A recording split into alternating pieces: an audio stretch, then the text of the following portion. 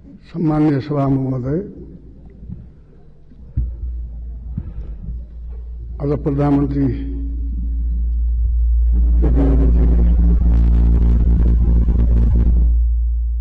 विश्वासको मतमा थाहा पाउँदा पाउँदै म विश्वास मत पाउँदिनँ, तै पनि उहाँले विश्वास मत माग्नु भएको छ।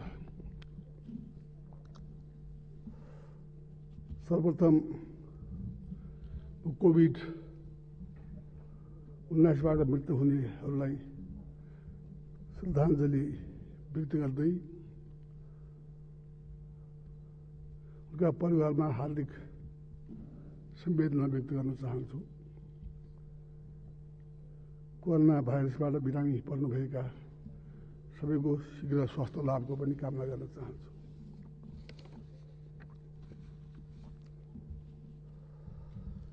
आज प्रतिनिधि सभाको यो बैठक बसिरहेको बेला देश अत्यन्त अप्ठ्यारो अवस्थामा छ। नेपाली जनताले दशकौंदेखि गरेको ठुलो त्याग, तपस्या र अतुलनीय बलिदान पश्चात हामीले देशमा संघीय लोकतान्त्रिक गणतन्त्रात्मक शासन व्यवस्था प्राप्त गरेका छौं। संविधानले बहुदलमा आधारित बहुदलीय प्रतिस्पर्धात्मक संघीय लोकतान्त्रिक गणतन्त्रात्मक संसदीय शासन प्रणालीको व्यवस्था गरेको छ। संविधानले समानुपातिक समावेशीको सिद्धान्तलाई अंगीकार गरी राज्यलाई समावेशी चरित्रको बनाएको छ। यस्तो राजनीतिक प्रबन्ध सहितको यो संविधान नेपाली जनताको धेरै पुस्ताको रगत पसिनाबाट सिंचित हुर्काएको बिरुवा हो। म आजका दिनमा लोकतन्त्रका लागि जीवन आहुति दिएका प्रातस्मरणीय शहीदहरूलाई सम्मानपूर्वक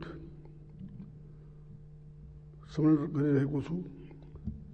लामो जेल यातना, प्रवासको कष्ट वा अन्य शारीरिक, मानसिक, आर्थिक कष्ट बिहोरेका आफूभन्दा पहिलेको र आफ्नो पुस्तालाई पनि सम्झिरहेको छु। र नयाँ पुस्ता जसले संविधान बनाउन, लोकतान्त्रिक व्यवस्था स्थापनाका लागि महत्त्वपूर्ण सङ्घर्ष गरेको छ, त्यो पनि मानस पटलमा ताजै छ। आज मेरो मनमा प्रश्न उठिरहेको छ कि हामीले बलिदानबाट स्थापित गरेको लोकतान्त्रिक व्यवस्था र संविधान बमोजिम मुलुक चलिरहेको छ कि हाम्रो राजनीतिक गतिविधिहरू लोकतान्त्रिक मूल्य मान्यतामा आधारित उच्च नैतिक चारित्रिक धरातलमा उभिएको छ।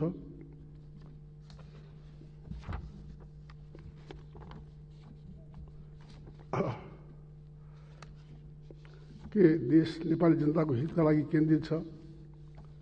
क्या आज सरकार सञ्चालनको जिम्मा लिएकाहरूबाट संघीय लोकतान्त्रिक गणतन्त्र र संविधान सुरक्षित छ?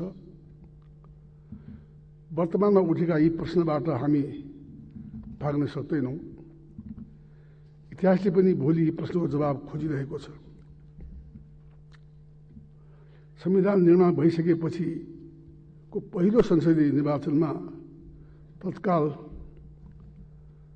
नेकपा एमाले र नेकपा माओवादीको गठबन्धनले झन्डै 2/3 मत प्राप्त गरेर यो सरकार गठन भएको हो। आज 3 वर्ष माननीय प्रधानमन्त्री प्रतिसभा विश्वास मत लिनका लागि आउनु परेको छ। यसको लागि को जिम्मेदार छ?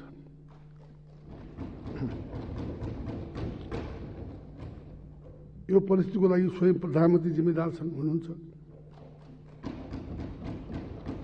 हाम्रो संविधानले प्रधानमन्त्रीलाई कार्यकारी प्रमुखको हैसियतले सम्पूर्ण अधिकार दिएको छ। देश र जनताको हितमा काम गर्न उहाँलाई कसले कहिले कहाँ रोक्यो? हामीले प्रतिपक्षका रूपमा हमेशा रचनात्मक र सहयोगी भूमिका निर्वाह गर्यौं। त्यसलाई हामी आलोचित पनि भयौं। आफू कार्यकारी प्रमुख प्रधानमन्त्री हुने अनि अरूमाथि दोष थोपर्ने,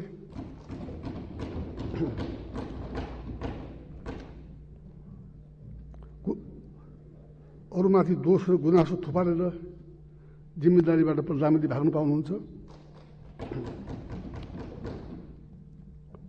यो सरकार गठनपछि विगत 3 वर्षको मूल्याङ्कन गर्दा माननीय केपी शर्मा ओलीजीको सरकार पूर्ण रूपले असफल भएको छ। माननीय प्रधानमन्त्रीलाई के आग्रह गर्न चाहन्छु भने मानिस दुवैबाट भाग्न सक्छ, आफैबाट भाग्न सक्दैन। एकपटक छातीमा हात राखेर भन्नुहोस्, आफैलाई सोध्नुहोस्, यो अवस्था तपाईँले सिर्जना गर्नुभएको अङ्गगणितीय दम्भ, राजनीतिक व्यवस्था, कुशासन र भ्रष्टाचारको कारण होइन। मान्य सभामुखज्यू, हामी अहिले यो संसदमा छलफल गरिरहेको अवस्थामा बाहिर नेपाली दिदीबहिनी दाजुभाइहरू कोभिड-19 को महामारीमा परि घरमा, बाटोमा, एम्बुलेन्समा, अस्पतालमा अक्सिजन नपाएर छटपटेर मरिरहेको दयनीय अवस्था छ। अस्पतालमा बेड, आइसियु, भेन्टिलेटर नपाएर नागरिकहरूले ज्यान गुमाउनु परिरहेको छ। कोरोनाको महामारी प्रारम्भ भएको 1 वर्षभन्दा बढी समय भइसक्यो। सरकारले नियन्त्रण रोकथामको कुनै व्यवस्था गरेको छैन। हाम्रो पार्टीले कोभिड-19 को प्रकोप प्रारम्भ हुँदा नै सरकारलाई सहयोग गर्ने प्रतिबद्धताका साथै समयमै निर्माण र रोकथामको उपाय अपनाउन पटक ध्यान आकर्षण गराउँदा पनि सरकार सचेत र गम्भीर देखिएन। विज्ञहरूले कोभिड-19 को पटक लहराउन सक्ने जुनसुकै बेला जोखिम बढ्न सक्ने भनी दिएको चेतावनीलाई सरकारले सुनेन। समयमा कोभिड-19 विरुद्धको खोपको व्यवस्था गरेन, जुन कुरा समय अगाडि नै गर्नुपर्थ्यो। फलस्वरूप अहिले नेपाल विश्वमा नै कोभिड-19 को उच्च जोखिममा रहेको देशहरूको गणनामा राखिएको छ। यस्तो अवस्था आउनुमा यो सरकार पूर्ण रूपमा जिम्मेदार छ कि छैन? बेलेमा सरकारले काम गर्नुपर्ने काम नगरेको, सामधानी अपनाएका कारण भयावह अवस्था सिर्जना भएको छ। 2 हप्ता अगाडि संक्रमितको संख्या निकै बढ्न थालेको अवस्थामा प्रधानमन्त्रीजी ठुलो तामझामका साथ तयार हुनु बाँकी नै रहेको धरालाई उद्घाटन गर्न जानुभयो। यो गैर जिम्मेदारीको नमुना हो।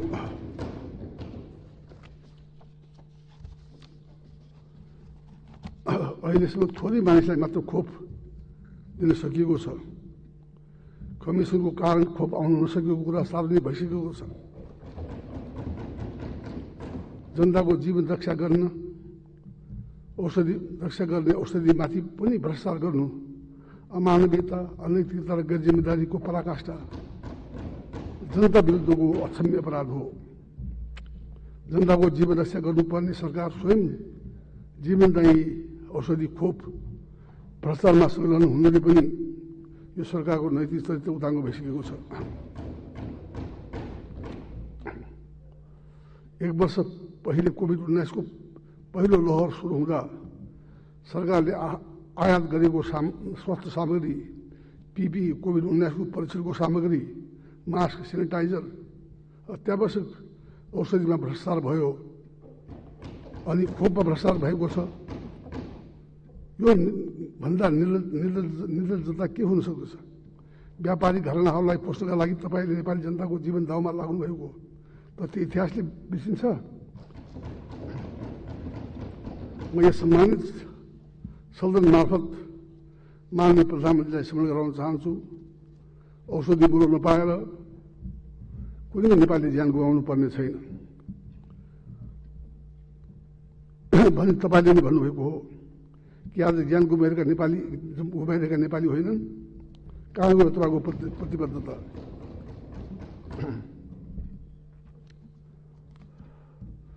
आफ्ना जनताका लागि अक्सिजनको व्यवस्थासम्म गर्न नसक्ने, अक्सिजन बेड, आइसियु, भेन्टिलेटर र अस्पतालको अभावमा जनता मरिरहँदा टुलटुल हेरी बस्ने निरीह प्रधानमन्त्रीले भाषणमा आत्मरति र आत्मप्रशंसा गर्नु विडम्बना बाहेक के हुन सक्छ? माननीय सभा महोदय, सरकार गठन भएको दिनदेखि नै संघीय लोकतान्त्रिक गणतन्त्रको संविधान जोखिममा परेको छ। सरकार गठनसँगै संविधान भत्काउने काम सुरु भयो। प्रतिनिधि सभा सदस्यको शपथ ग्रहण नगरिकनै कुनै मान्य सदस्यले यो सभा र समितिको सर्वोच्च काम कारबाहीमा भाग लिन नपाउने व्यवस्था संविधानले गरेको छ। तर माननीय प्रधानमन्त्रीजीले प्रतिनिधि सभाको सदस्यको शपथ नलिई प्रधानमन्त्री नियुक्त हुनुभएको हो। प्रतिनिधि सभाको सभामुख र उपसभामुख फरक फरक दलको प्रतिनिधि हुनुपर्ने संविधानको भावनालाई अव्याख्या गरी दल एकीकरण भएपछि एकै दलका प्रतिनिधि कायम राख्नुभयो। संविधानको यो बाध्यात्मक व्यवस्थालाई लत्याउने बदलित राखी हालसम्म पनि प्रतिनिधि सभालाई उपसभामुख बिना राख्ने काम भएको छ। यो राख्नुमा जिम्मेदार को छ? देशको प्रदेश सभामा पनि सभामुख र उपसभामुख फरक दलबाट हुनुपर्ने संवैधानिक व्यवस्थालाई ठाडै इन्कार गर्ने काम भएको छ। उहाँले असंवैधानिक र लोकतान्त्रिक तवरले प्रतिनिधि सभाको विघटन गर्नुभयो। प्रतिनिधि सभा विघटनलाई हामी तत्कालै असंवैधानिक, अलोकतान्त्रिक र अधिनायकवादी सर्वसत्तावादी कायम ठहर गर्यौं। देशका क्रियाशील अधिकांश दलहरूको धारणा समान रह्यो। सर्वोच्च अदालतले प्रतिनिधि सभाको विघटन संविधान प्रतिकूल भएको हुँदा पुनर्स्थापना हुने ठहर गर्यो। प्रतिनिधि सभा पुनर्स्थापना हुने सर्वोच्च अदालतको फैसलापछि नैतिकताको आधारमा राजीनामा गर्नुपर्ने प्रधानमन्त्रीले त्यो पनि आवश्यक देख्नु भएन। विगत 3 वर्षमा संविधानको भावनालाई निस्तेज गर्ने, संसदीय मूल्य र मान्यतालाई समाप्त गर्ने लोकतान्त्रिक विधि र पद्धतिलाई कुलजित पार्ने प्रशस्त कामहरू भएका छन्। अधिकारको विकेन्द्रीकरण संहिताको मूल मर्म हो, तर प्रधानमन्त्रीले प्रारम्भदेखि नै अधिकारको विकेन्द्रीकरणमा लाग्नुभयो। राज्यको महत्त्वपूर्ण निकाय वा सरकारका विभागहरू आफ्नो मार्फत राख्ने अभिरुचि जाग्यो। हुकुमी शैलीमा शासन चलाउने कार्य भयो। संविधानको भावना विपरीत संविधानका मूल संरचनाहरूलाई नै भत्काउने, संसदीय मूल्य र मान्यतालाई, विधि र पद्धतिलाई कमजोर पार्ने गरी संघीय सांसदलाई छलेर अध्यादेश मार्फत शासन गर्ने स्थिति देखा पर्यो। संवैधानिक परिषद सम्बन्धी संविधानको विशेष व्यवस्थालाई खण्डित गर्दै संसद बाहिर नगरी, संसदको व्यवस्था नगरी संवैधानिक परिषद काम कर्तव्य र अधिकार कार्यविधि सम्बन्धी ऐनलाई अध्यादेश मार्फत पटक पटक संशोधन गरी संवैधानिक परिषदको मर्यादा, गरिमा र समाप्त गर्ने, कार्यक्षेत्र सङ्कुचित गर्ने, संवैधानिक परिषदमा आफू अनुकूल नियुक्त गर्ने प्रबन्ध गरियो। यस्ता धेरै अध्यादेश जारी भए जसको हामीले प्रतिवाद गरेका छौँ। बहुदलीय व्यवस्थामा दलहरूलाई विभाजित गरी कमजोर गर्ने प्रयत्न भए। सांसद अपहरण गर्ने जस्ता घटनाहरू सुनिए। संसदको अधिवेशन आह्वान र अन्त्य गर्ने सम्बन्धमा संविधानले विशेष व्यवस्था गरेको छ। यसको राष्ट्रिय अन्तर्राष्ट्रिय परम्परा पनि छन् जुन संसदीय व्यवस्थामा अनुकरणीय हुन्छन्। सरकारबाट मान्य सभामुखलाई जानकारी समेत नहुने गरी संसद अधिवेशनको अन्त्य गर्ने काम भयो। त्यसैले वर्तमान सरकार र संविधान संसदीय मान्यताप्रति प्रतिबद्ध नभएको स्पष्ट छ। संविधान बमोजिम अत्यन्त मर्यादित गरिमामय निष्पक्ष रहनुपर्ने संविधानको मर्म भावना अनुरूप कार्य सम्पादन गर्नुपर्ने महत्त्वपूर्ण पद र संस्थालाई दुरुपयोग गरी तिनको महत्त्व र गरिमा कम गरी वर्तमान राजनीतिक व्यवस्थालाई नै कमजोर गर्ने गतिविधिहरू भए। यी घटनाहरूमा प्रधानमन्त्रीमा संविधानमा मुनि हुँ बरु संविधानमा माथि हुँ भन्ने दम्भ व्यवस्थित भएको प्रमाणित भएको छ।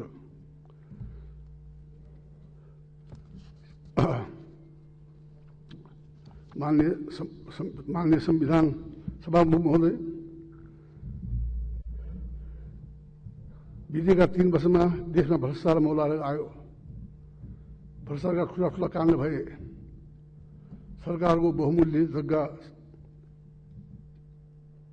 र सम्पत्ति बिना मूल्य व्यापारिक घरानाहरूसँग मेलमुतो गरी लिजको नाममा दिए। मन्त्री स्वयं कमिसनको खेलमा लागेको घटना सार्वजनिक भए। कोभिड-19 को रोकथाम र नियन्त्रणमासँग सम्बन्धित औषधि सामग्री खोप खरिदको अनियमितता सतहमा आयो। राष्ट्रिय गौरवका महत्त्वपूर्ण योजनाहरू आर्थिक अनियमितता र भ्रष्टाचारको कारण अल्पत्ता परेका छन्। यी कुनै पनि विषयमा विश्वसनीय छानबिन र कारबाही नभएको तथ्य हेर्दा प्रधानमन्त्रीको भ्रष्टाचार नियन्त्रणमा रुचि भएको देखिएन। बरु प्रधानमन्त्रीले अनियमितताको बचाउ गरेको देखियो। सरकारले सुशासनको प्रत्याभूति गर्न सकेन। माननीय सभा महोदय, संविधानको कार्यान्वयनको सन्दर्भमा पनि सरकार असफल भयो। संहितालाई सुदृढ गर्नु तत्काल बनाउनु पर्ने आवश्यक कानुन हालसम्म बनेका छैन। फलस्वरूप प्रदेश सभा सरकार स्थानीय तहले संविधान बमोजिम आफ्ना अधिकारको प्रयोग गर्न सकेका छैनन्। यस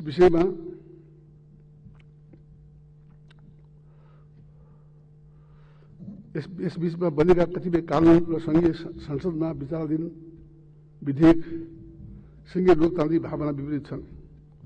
मौलिक हकको सही कारणका लागि गर्नुपर्ने कानुनी व्यवस्थापन फितलो रह्यो। नागरिकको मौलिक हक र स्वतन्त्रता कुण्ठित गर्ने गरी विधेयक प्रस्तावित गरिए। सूचनाको हक, प्रेस स्वतन्त्रतालाई कमजोर गर्ने प्रयास भए। नागरिकको सांस्कृतिक हक समाप्त गर्ने प्रयत्न भयो। शान्ति प्रक्रियाका बाँकी काम अल्पत्ता परेका छन्।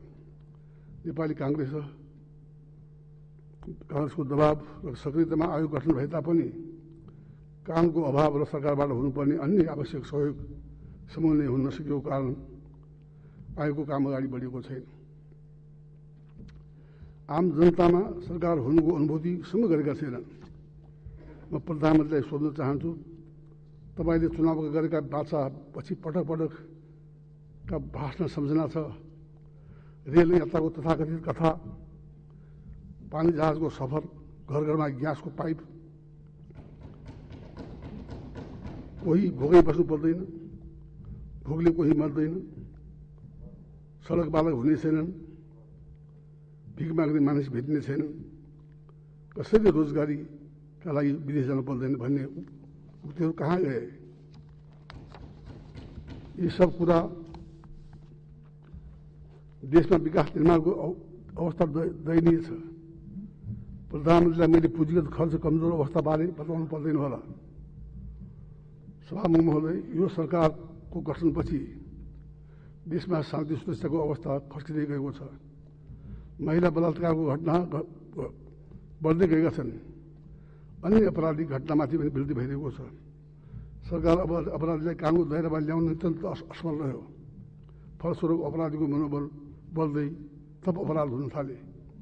अबोल बालिका निर्मला पन्तको बलात्कार र हत्याका अपराधी पक्राउ अहिलेसम्म परेका छैनन्।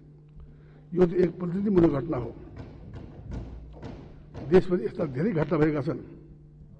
महिला बालबालिकाका सबैभन्दा बालबालिकाहरू सबैभन्दा बढी अधिष्ठित छन्। देशमा दन्तहीनताको अवस्था विद्यमान छ। देशका नागरिक, प्रशासन, सुरक्षा निकाय, संवैधानिक निकायहरू सर्वत्र राजनीतिक दबाव र त्रासमा काम गरेका छन्। सरकारले अधिनायकवाद र सर्वसत्तावादको अभ्यास गरेको आम जनताको जीवनयापन कष्टकर भइरहेको छ। खाद्य पदार्थमा मिसावट, कालाबजारी, कृत्रिम अभाव, खाद्य सामग्री र अन्य दैनिक उपभोग्य वस्तुहरूको मूल्य वृद्धिका कारण जनता कष्टमा छन्। अहिले देशमा आम हत्याका घटना भइरहेको छन्। आम मानिस अभाव, चिन्ता र निराशामा छन्। यस्तो बेलामा सरकार जनताको अभिभावक बन्न सकिरहेको छैन।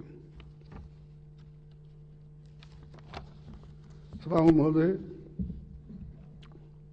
राष्ट्रिय स्तरमा देशको सम्मान र स्वाभिमान कमजोर भएको छ। मित्र राष्ट्रहरूसँग सन्तुलित सम्बन्ध कायम हुन सकेको छैन। कोभिड-19 को भयावह अवस्थामा अन्तर्राष्ट्रिय सङ्घ संस्था मित्र राष्ट्रबाट कोभिड-19 को रोकथाम र नियन्त्रण गर्न नेपाली नागरिकलाई कोभिडबाट बचाउन आवश्यक सामग्री, औषधि, खोप लगायत प्राप्त हुन सक्ने सहयोग पनि सरकारले लिन सकेको छैन। यसरी सहयोग लिनुपर्ने बेलामा प्रधानमन्त्रीले सञ्चार माध्यमबाट नेपालमा कोरोना नियन्त्रण भइसकेको अभिव्यक्ति दिएर अन्तर्राष्ट्रिय समुदायलाई समेत गुमराह गर्नुभएको छ। नेपाली जनताका कारण नेपालमा कोभिड-19 बढेको भनी मान्ने प्रधानमन्त्रीले आफ्नो कमजोरीलाई ढाकछोप गर्न काम गर्नुभएको छ। राष्ट्रको कूटनीतिक क्षमता अत्यधिक कमजोर भएको छ। मित्र राष्ट्रहरूसँग विगतमा भएका सहमति सम्झौताको कार्यान्वयन नभएको आरोप देशको विश्वस्तरमा ह्रास आएको छ। अन्तिममा नेपाली जनताले विगत निर्वाचनमा स्पष्ट बहुमत दिएको सरकार प्रमुख प्रधानमन्त्री माननीय केपी शर्मा ओलीजीले जनता सामु बाचा बिर्सिएको, देश र जनताको हितमा काम गर्न नसकेको, अधिनायकवादी सर्वसत्तावादी चरित्र प्रदर्शन गरेको, सुशासनको प्रत्याभूति दिन नसकेको, देशको स्वाभिमान, मर्यादा र गरिमा बिर्साउन सकेको, कोभिड-19 को रोकथाम र नियन्त्रणमा सर्वदा असफल भएको, शान्ति सुरक्षा काम गर्न नसकेको, संविधान, विधि र प्रजातन्त्रलाई नै समाप्त गरी सङ्घीय लोकतान्त्रिक गणतान्त्रिक व्यवस्थालाई नै आँच पुग्ने कार्य भइरहेको हुँदा अहिले मुलुक जटिल अवस्थामा पुगेको छ।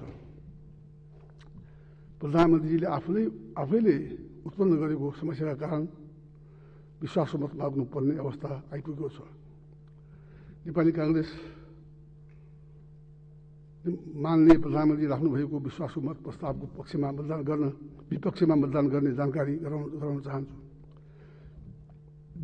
विपक्षमा विश्वासको विपक्षमा साथै प्रतिनिधि सभाको उपस्थित सबै राजनीतिक दल र मान्य सदस्यलाई प्रमुख प्रतिपक्षी दलको नेताको हैसियतले प्रधानमन्त्री राख्नुभएको विश्वासको मतको प्रस्तावको विपक्षमा मत दिनुहुन आह्वान गर्दछु।